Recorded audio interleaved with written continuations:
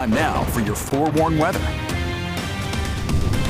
Good afternoon, Utah. Happy Thursday, or as we like to call it on this Friday Eve, happy Friday Eve.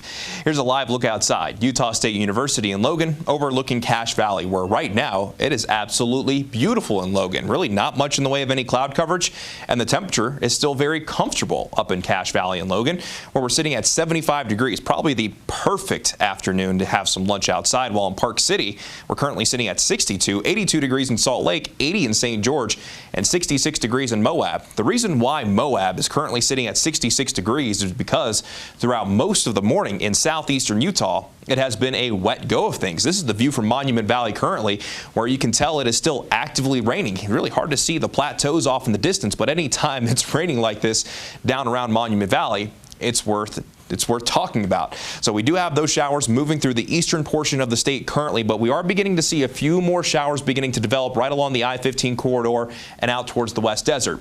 As we move through this afternoon, we'll be looking at a decent chance for wet weather across the entire Beehive State. The reason why is because we still have plenty of monsoonal moisture in place.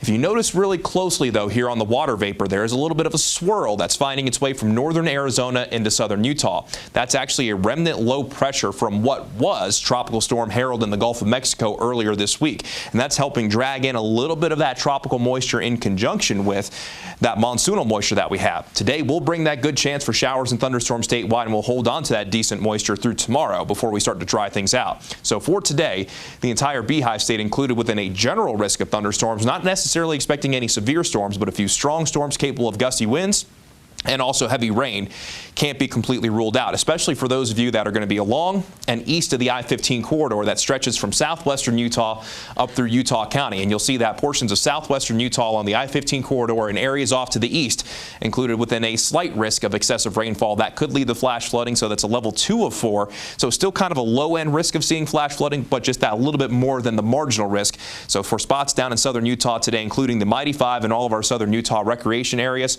hold off on those backcountry hikes for today. Let's go ahead and begin the futurecast, and I'll go ahead and stop this at 3 o'clock this afternoon. And by 3 o'clock, we'll be looking at scattered showers and thunderstorms statewide. And even by 3 o'clock, you'll see that the futurecast indicating that we'll have that chance even along the Wasatch Front. We'll hold on to the chance for scattered showers and thunderstorms through the early stretch of the evening. This is by 7 o'clock, so still a decent amount of coverage across the state before we start to see the chance of wet weather go down with the loss of the daytime heating. Mostly dry skies by the overnight hours with maybe a few passing showers mainly east of I-15. And then for tomorrow, we'll be looking at more showers and thunderstorms statewide. We're just not going to see as much moisture, which will mean instead of scattered showers and thunderstorms across the state, showers and thunderstorms will be more isolated in nature. And by tomorrow, the bulk of the wet weather looks like it's going to favor the high terrain. Let's go ahead and begin the moisture tracker and walk you through what we're going to see over the next few days. So for the big picture of things, not only do we have those remnants, we have a low pressure to our west, high pressure to our east. That leaves us with that southerly flow, and that's why we're tapping into that monsoonal moisture.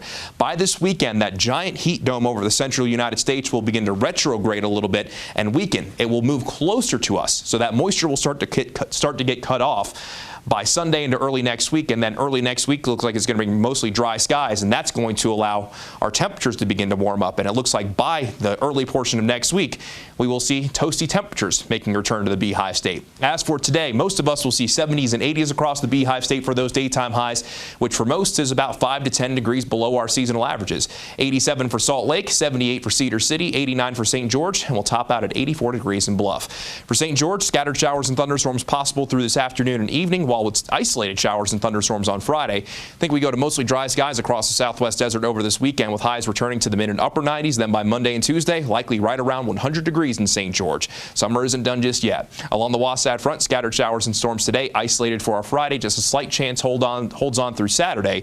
Then from Sunday into early next week, mostly sunny to partly cloudy skies each day with daytime highs climbing to the low and mid 90s with a high of 95 by Tuesday. Jillian?